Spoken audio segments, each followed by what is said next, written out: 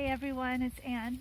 So, the thought that I want to put out there today is that perhaps the best gift that we can give ourselves and each other in this time of coronavirus and just uncertainty is to manage our own fear. So, I've got a lot to say about this. See if I can kind of put it in a concise sort of way. I think the first thing is this concept of fear. I know for me, everybody relates to fear and to all their different emotions kind of in a different ways, but a lot of times for me, I'll be like, oh no, I'm not afraid. But what I will notice in myself is I will be short with people, or grumpy or defensive or impatient, so kind of this angsty anger type feeling. And sometimes I will go to a sort of a self-pitying, I'm powerless, I'm no good kind of place. And I would argue that both of those things actually are manifestations of fear. Anything that has us trying to puff ourselves up bigger or better or stronger or more powerful than other people, or the kind of conversely shrinking or weakening ourselves compared to what's actually true of us. I think both of those are defense mechanisms, right? And those defense mechanisms kick in when we're afraid. So you don't even have to be consciously afraid of anything in order for fear to do its thing and to come out in those ways.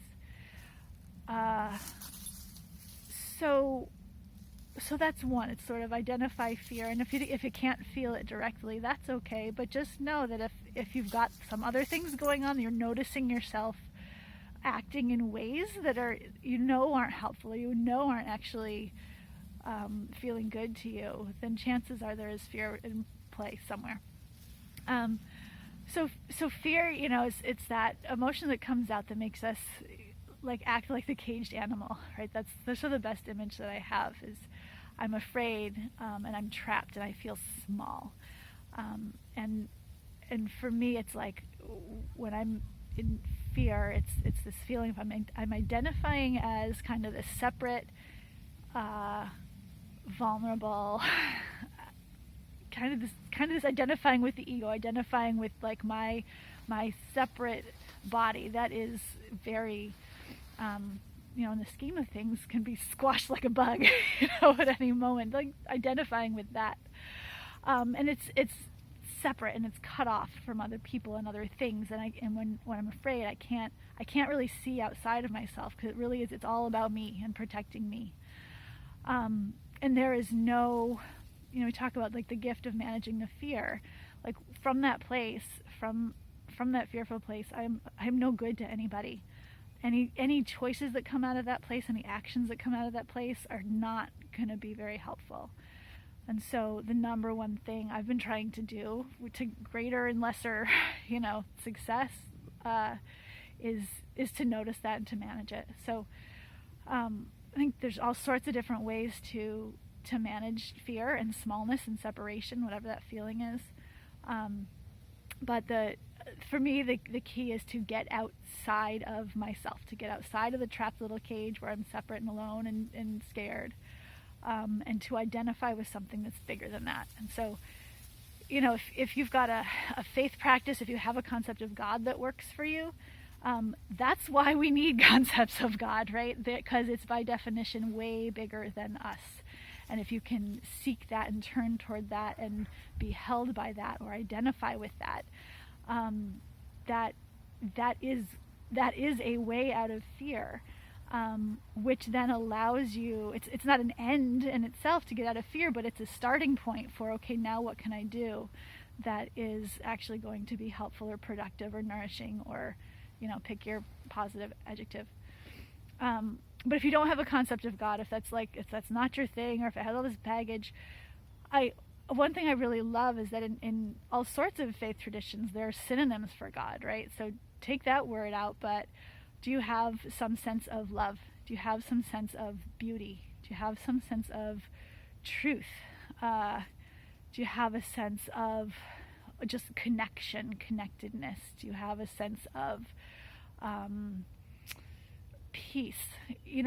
Pick a word, capital letter kind of word that speaks to you, and orient toward that.